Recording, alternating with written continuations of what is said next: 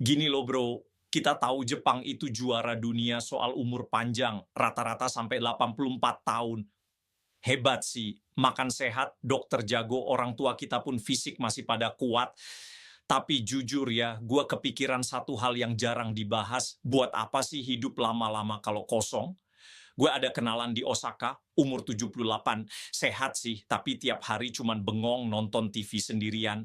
Pas ditanya nunggu apa, dia cuma bilang, nggak tahu, saya cuman ada. Sedih kan?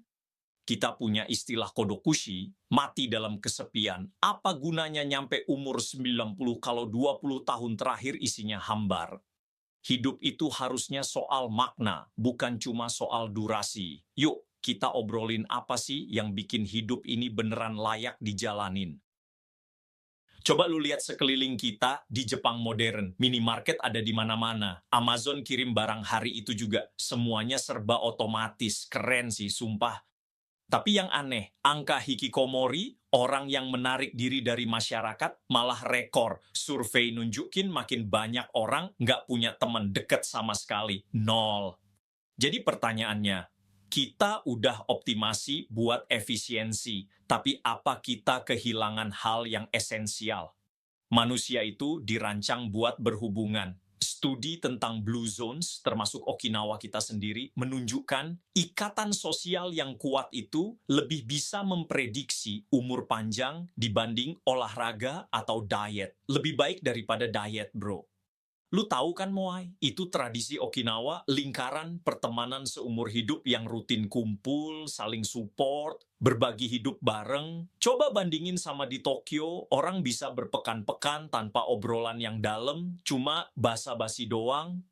Kapan terakhir kali lu ngobrol yang lebih dari sekadar kerjaan atau cuaca? Oh, siapa di hidup lu yang benar-benar tahu lu, bukan cuma jadwal lu, tapi harapan lu yang sebenarnya? Perjuangan lu.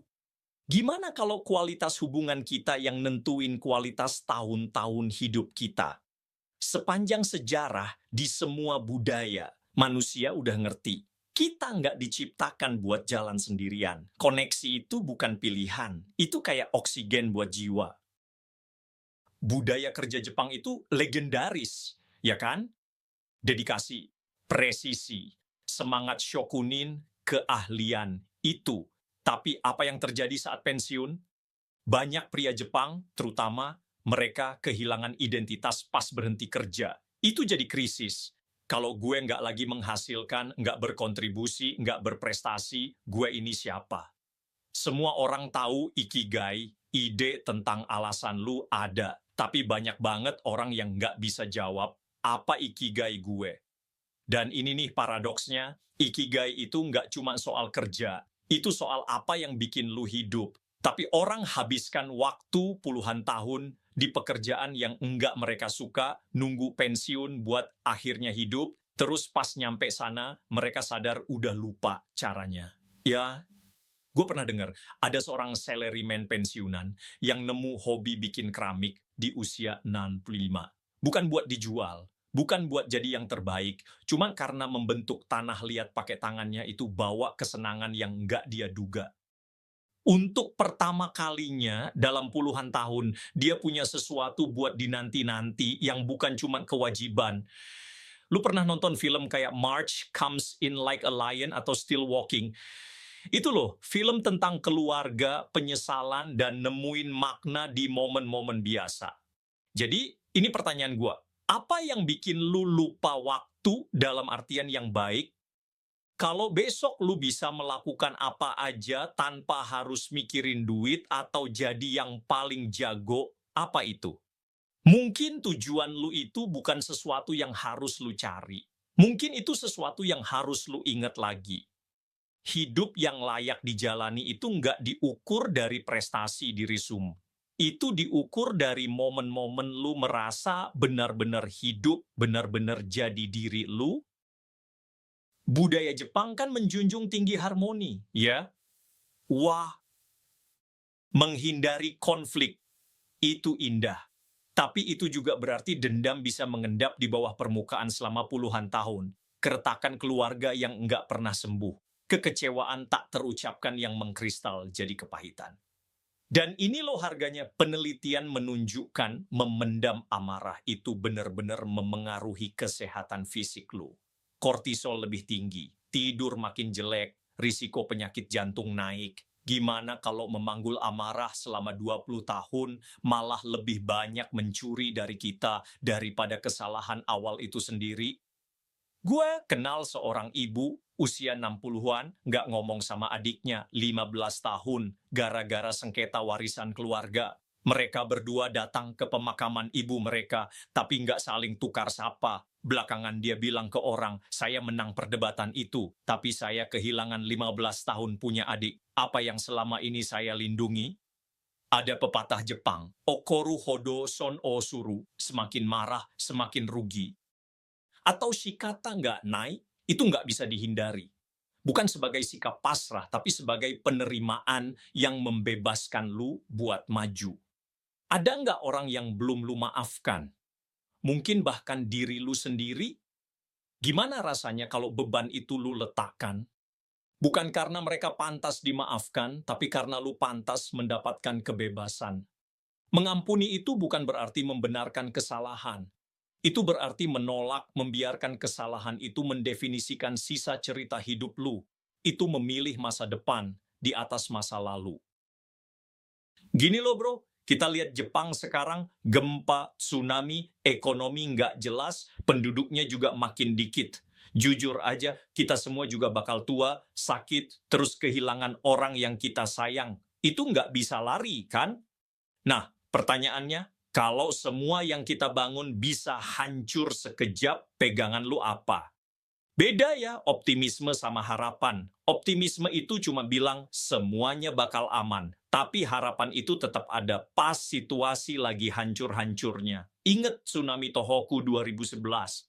Ada orang yang nyerah, tapi banyak juga yang milih bangkit dari puing-puing. Kok bisa mereka nggak mau nyerah? Pernah denger kintsugi?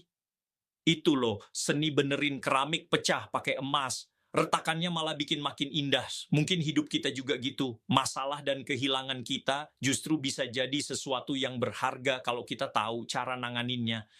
Gue bukan sok tahu ya, tapi kalau kita cuma pegangan sama harta atau jabatan, ya pasti bakal stres pas semua itu hilang. Coba deh, bayangin lu umur 80 nanti. Apa yang pengen lu lihat pas nengok ke belakang? Harapan itu bukan hal yang naif, bro. Itu perlu banget. Jadi, lu naruh harapan lu di mana? Jadi, hari ini kita udah tanya, apa yang mengisi tahun-tahun antara lahir dan mati? Bukan cuma praktis, tapi koneksi. Bukan cuma produktivitas, tapi tujuan. Bukan cuma menghindari konflik, tapi pengampunan. Bukan cuma bertahan, tapi harapan yang bertahan, bahkan dalam kehilangan. Ingat Bapak 78 tahun tadi? Ceritanya nggak harus berakhir di situ.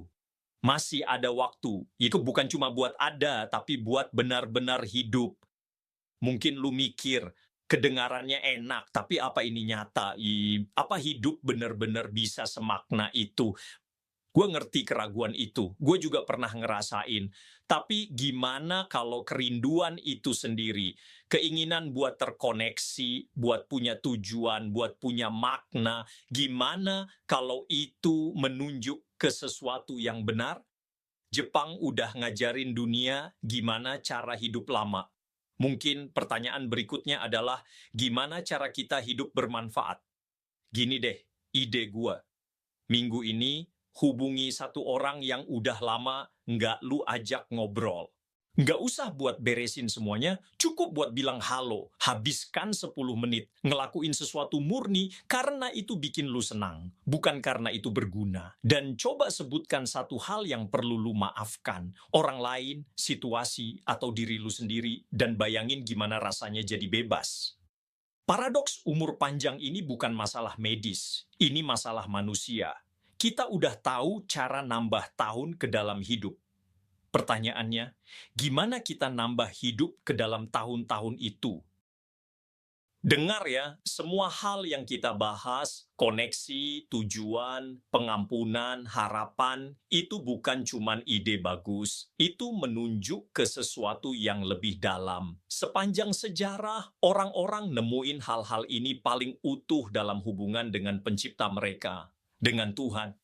Mungkin lu belum pernah mikirin ini sebelumnya. Mungkin lu dulu percaya, tapi menjauh. Atau mungkin lu skeptis, that's okay.